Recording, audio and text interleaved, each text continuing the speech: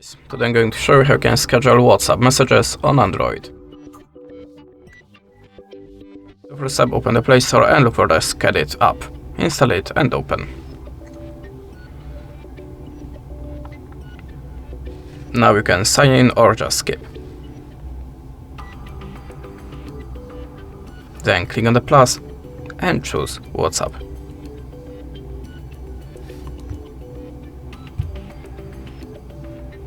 Type the message and click on the Add Recipients. Now you have to choose Enable Accessibility. Click on the Schedit app and turn it on. Choose Allow. Enable also the shortcut. Or not. Then go back to the app. Now you can choose date and time of your message.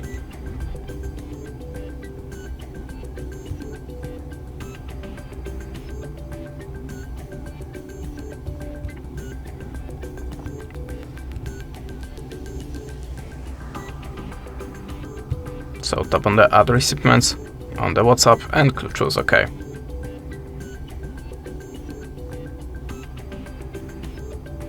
Now select the Schedit app like before and allow display over the other apps. Tap on the WhatsApp again and choose OK. Now choose the contact and click on the Accept. You can also disable the battery optimization or ignore that.